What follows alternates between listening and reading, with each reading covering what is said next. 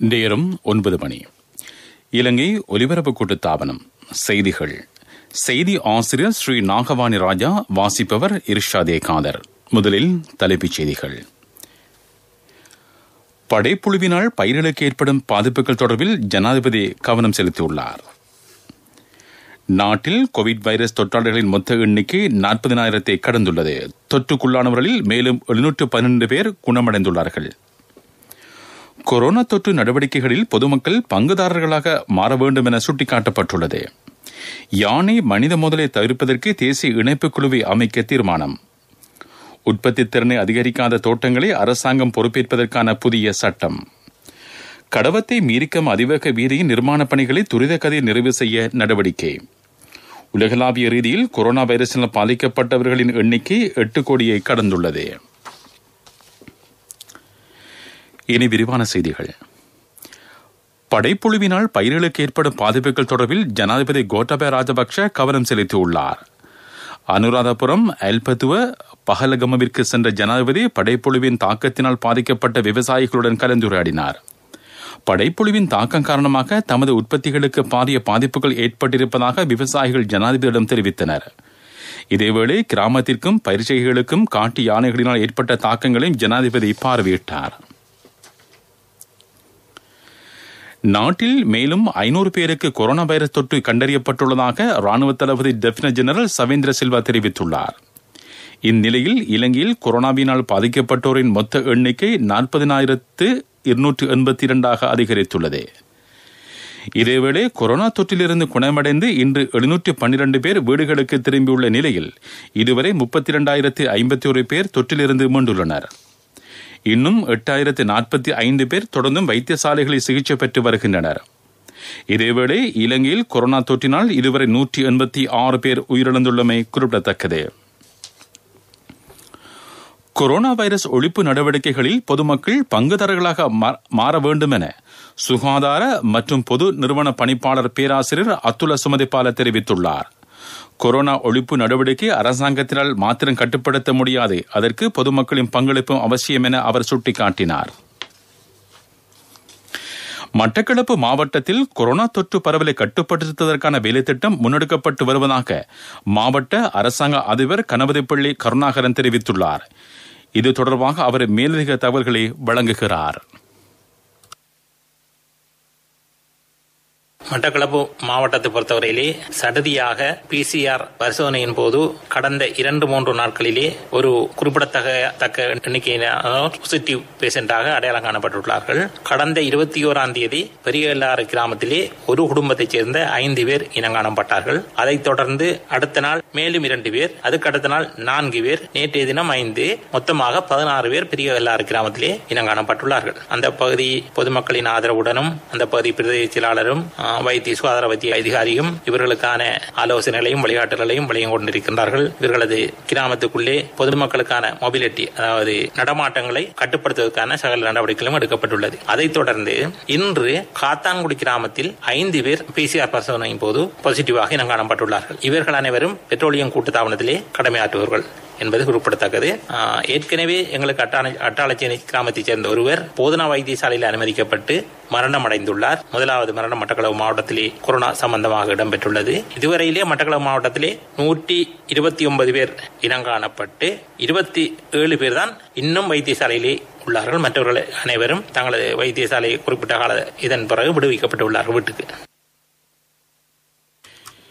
யானை மனித மோதல்களை குறைப்பதற்காக தேசிய தொடர்பாடல் குழு ஒன்று அமைப்பதற்கு தீர்மானிக்கப்பட்டுள்ளது. 2016ஆம் ஆண்டின் 4,211 கிலோமீட்டர் யானை வேலி அமைக்கப்பட்டிருந்தும் அவை உரிய முறையில் பராமரிக்கப்படவில்லை. இதனால் குறுகிய காலத்தில் பல பிரச்சினைகளை எதிர்நோக்க வேண்டியிருந்ததாக பாராளுமன்ற உறுப்பினர் திஸ்ஸ விதாரண சுட்டிக்காட்டியுள்ளார்.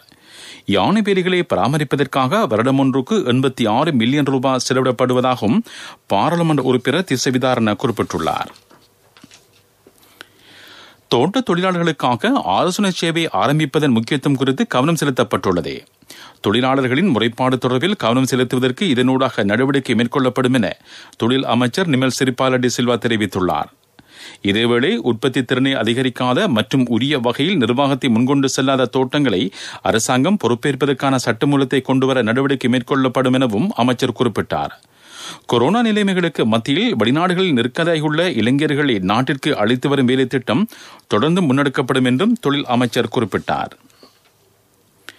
கடவத்தில் இருந்து மீரிகம வரையான அதிவேக நெடுஞ்சாலையின் நிர்மாணப் பணிகள் துரித கதையில் நிறைவு செய்யப்படும் என அமைச்சர் ஜோன்ஸ்டன் பெர்னாண்டோ தெரிவித்துள்ளார். கடந்த கால பகுதியில் இந்த நிர்மாணப் பணிகள் மந்தகதியில் இடம்பெற்றதாகவும் இதனால் பல பிரச்சினைகளை எதிர்கொள்ள வேண்டியிருந்ததாகவும் அவர் குறிப்பிட்டார். சில வீதி அபிவிருத்தி பணிகளுக்கு பொருத்தமற்ற ஒப்பந்தக்காரர்களை நியமித்ததன் காரணமாக அந்த வேலை திட்டம் தாமதமடைந்ததாக அமைச்சர் தெரிவித்தார். நிறைவு செய்யப்படாத வேலை திட்டங்களின் ஒப்பந்தக்காரர்களை நீக்கிவிட்டு அதனை முழுமைப்படுத்துவதற்கு நடவடிக்கை மேற்கொள்ளப்பட்டிருப்பதாகவும் அமைச்சர் ஜோன்சன் பெர்னாண்டோ கூறினார். நீங்கள் கேட்டுக்கொண்டிருப்பது இலங்கை ஒலிபரப்பு கூட்டுத்தாபனத்தின் செய்திகள்.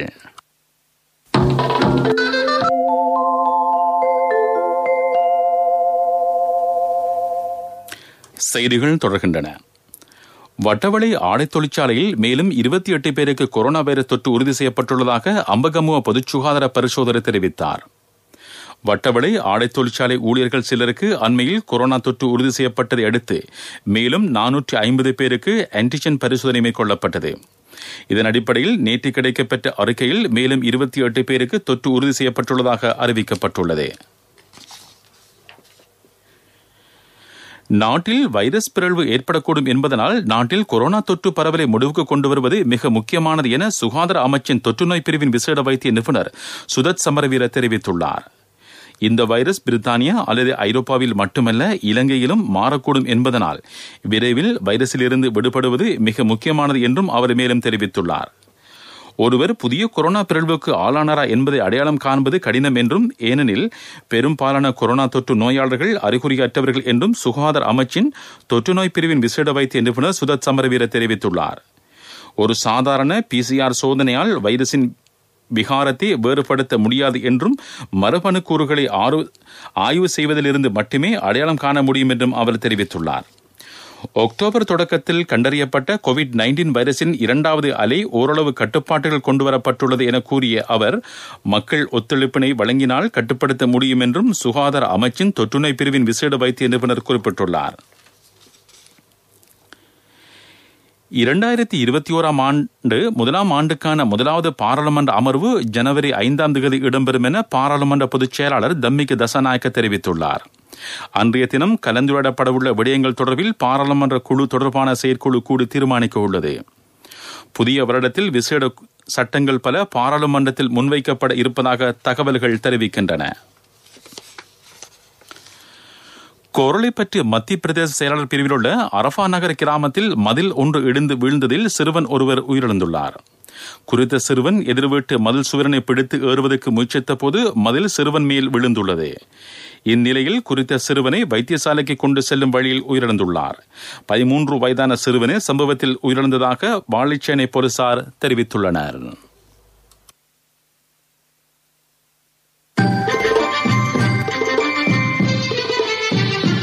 பிரதான செய்தி வழங்குவோர் ஒவ்வொரு வீட்டிலும் இருக்க வேண்டிய வீட்டு வைத்தியர் சித்தாலேப.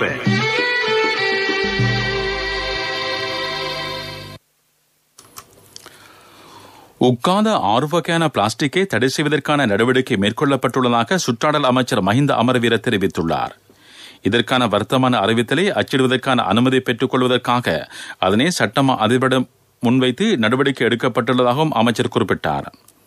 எதிர்வரும் வாரத்திற்குள் இந்த நடவடிக்கை நிறைவு செய்ய முடியும் என தாம் எதிர்பார்ப்பதாகவும் சுற்றாடல் அமைச்சர் தெரிவித்தார். இவ்வாறு பிளாஸ்டிக் பொருட்கள் தடை செய்யப்பட்டாலும் அது தொடர்பான மாற்று ஏற்பாடுகளும் முன்னெடுக்கப்படும் எனவும் அமைச்சர் மஹிந்த அமரவீர குறிப்பிட்டுள்ளார்.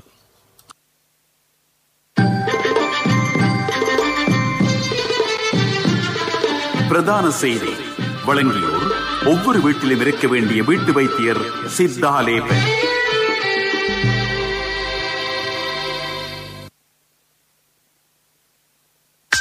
உங்கள் கவனத்திற்கு சாரதிய அனுமதி பத்திரம் இல்லாத மற்றும் உரிய வயதிலேயே பூர்த்தி செய்யாதவர்களுக்கு வாகனங்களை செலுத்துவதற்கு அனுமதி வழங்கும் நபர்களுக்கு எதிராக சட்ட நடவடிக்கை மேற்கொள்ளப்படும். போலீஸ் ஊடக பேச்சாளர் பிரதி போலீஸ் மா அதிபர் அஜித் ரோஹன இதனை தெரிவித்தார். இதன்போது குற்றம் நிரூபிக்கப்படும் நபர்களுக்கு சிறை தண்டனை அல்லது 25,000 ரூபாய் வரை அபராதம் விதிக்கப்படும். 18 வயதுக்கும் குறைந்த சிறுவர்களுக்கு, சாரதி அனுமதி பத்திரம் இல்லாத நபர்களுக்கும், அவர்களது பெற்றோர்கள், உறவினர்கள் மற்றும் நண்பர்கள் என பலர் தங்களது வாகனங்களை ஓட்டுவதற்கு அனுமதி வழங்கி வருவதாக தெரிய வந்துள்ளது. இவர்கள் வினோதமான முறையிலே இவ்வாறான செயற்பாடுகளில் ஈடுபடுவதாகவும் கூறப்படுகின்றது. எனினும் இது தண்டனைக்குரிய குற்றமாகும். இவ்வாறு வாகனங்களை ஓட்டும் நபர்களுக்கு எதிராகவும் அவர்களுக்கான வாகனங்களை வழங்கும் வாகன உரிமையாளர்களுக்கு எதிராகவும் சட்ட நடவடிக்கை எடுக்கப்படும். இதனால் இதுபோன்ற செயற்பாடுகளில் ஈடுபடுவதை தவிர்த்துக் கொள்ளுமாறும் பிரதி பொலிஸ் மா அதிபர் அஜித் ரோஹன குறிப்பிட்டுள்ளார். உலகச் செய்திகள்.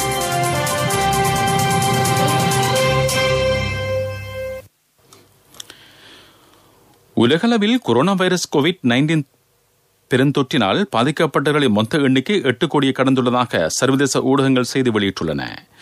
அண்மை உத்தியோகபூர்வ புள்ளி விவரங்களின்படி வைரஸ் தொற்றினால் 8 கோடி 2 லட்சத்துக்கு மேற்பட்டோர் பாதிக்கப்பட்டுள்ளனர். இதுவரை கொரோனா வைரஸ் தொற்றினால் பீடிக்கப்பட்ட 17,57,000க்கு மேற்பட்டோர் உயிரிழந்துள்ளனர். இது தவிர வைரஸ் தொற்றினால் பாதிக்கப்பட்ட 5 கோடி 64 லட்சத்துக்கு மேற்பட்டோர் பூரண குணமடைந்து வீடு திரும்பியுள்ளனர். உலகளவில் கோவிட்-19 தொற்றினால் அதிக பாதிப்பு மற்றும் உயிரிழப்பை சந்தித்த முதல் நாடாக அமெரிக்கா விளங்குகின்றமை குறிப்பிடத்தக்கது. அபிவிருத்தி செய்திகள்.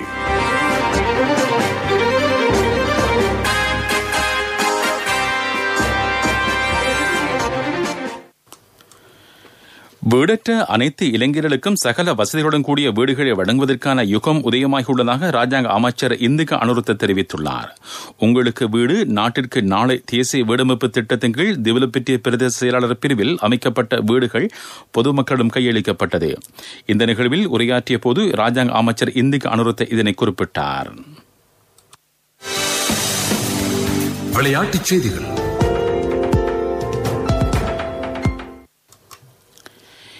இலங்கை தென்னாப்பிரிக்க அணிகளுக்கு இடையிலான முதலாவது டெஸ்ட் கிரிக்கெட் போட்டி செஞ்சுரியனில் இடம்பெற்று வருகிறது. போட்டியில் முதலில் துடுப்பாடி வரும் இலங்கை அணி சற்று முன்னர் வரை 6 விக்கெட்டுகளை இழந்து 337 ஓட்டங்களை பெற்றுள்ளது. துடுப்பாட்டத்தில் தினேஷ் சந்திமால் 85 ஓட்டங்களையும், தனஞ்சய டி சில்வா 75 ஓட்டங்களையும், நிரோஷன் திக்வல்ல 49 ஓட்டங்களையும் பெற்றனர். வர்த்தக செய்தி.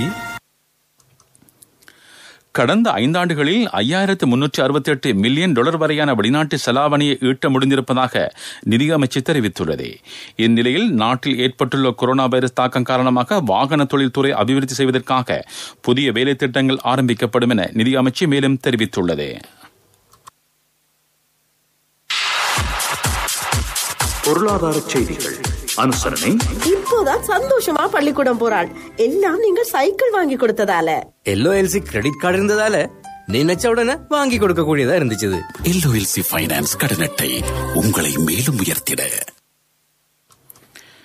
கடற்றொழில் அமைச்சினால் தேசிய ரீதியாக நடைமுறைப்படுத்தப்படும் வீடு சேதமடைந்த கடற்றொழிலாளர்களுக்கு உதவி திட்டம் வழங்கும் வேலை திட்டத்தின் யாழ்ப்பாண மாவட்டத்தில் தெரிவு செய்யப்பட்ட 50 பயனாளிகளுக்கு 1 லட்சம் ரூபாய் காசோலை வழங்கும் நிகழ்வு இடம்பெற்றுள்ளது.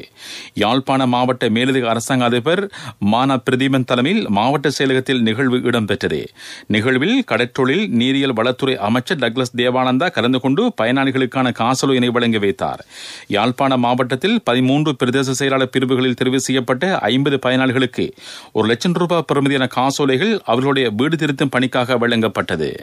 அண்ணா 31க்கு நீங்க மகளுக்கு தங்கம் வாங்குவீங்கன்னு நான் எதிர்பார்க்க இல்ல. எந்த தங்கத்துக்கு தங்கம் கொடுக்க முடிஞ்சது எந்த LOLC கிரெடிட் கார்டு இருந்ததால. LOLC ஃபைனான்ஸ் கடன் அட்டை உங்களை மேலும் உயர்த்திட.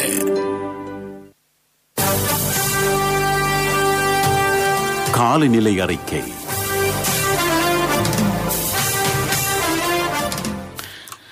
வடக்கு கிழக்கு மற்றும் வடமத்திய மாகாணங்களில் இன்றிரவு ஓரளவு பலத்த மழை எதிர்பார்க்கப்படுகிறது. சப்ரகமுவ மாகாணத்திலும் களுத்துறை, காலி மற்றும் மாத்தறை மாவட்டங்களிலும் மழை பெய்யலாம் என வளிமண்டலவியல் திணைக்களம் எதிர்ப்பு கூறியுள்ளது. இடியுடன் கூடிய மழை பெய்யும் வேளைகளில் அப்பிரதேசங்களில் தற்காலிகமாக பலத்த காற்றும் வீசக்கூடும். மின்னல் தாக்கங்களினால் ஏற்படக்கூடிய பாதிப்புகளை குறைத்துக் கொள்ள தேவையான முன்னெச்சரிக்கை நடவடிக்கைகளை எடுத்துக் கொள்ளுமாறு பொதுமக்கள் அறிவுறுத்தப்படுகின்றார்கள். மீண்டும் தலைப்புச் செய்திகள். படைப்புழுவினால் பயிர்களுக்கு ஏற்படும் பாதிப்புகள் தொடர்பில் ஜனாதிபதி கவனம் செலுத்தியுள்ளார். நாட்டில் கோவிட் வைரஸ் தொற்றாளர்களின் மொத்த எண்ணிக்கை 40,000 கடந்துள்ளது. தொற்றுக்குள்ளானவர்களில் மேலும் 712 பேர் குணமடைந்துள்ளார்கள். கொரோனா தொற்று நடவடிக்கைகளில் பொதுமக்கள் பங்குதாரர்களாக மாற வேண்டும் என சுட்டிக்காட்டப்பட்டுள்ளது. யானை மனித மோதலை தவிர்ப்பதற்கு தேசிய இணைப்புக் குழுவை அமைக்க தீர்மானம். உற்பத்தி திறனை அதிகரிக்காத தோட்டங்களை அரசாங்கம் பொறுப்பேற்பதற்கான புதிய சட்டம். கடவத்த மீரிகம அதிவேக வீதி நிர்மாண பணிகளை துரித கதியில் நிறைவு செய்ய நடவடிக்கை. உலகளாவிய ரீதியில் கொரோனா வைரஸினால் பாதிக்கப்பட்டவர்களின் எண்ணிக்கை 8 கோடியை கடந்துள்ளது. இத்துடன் செய்திகள் முடிவடைந்தன.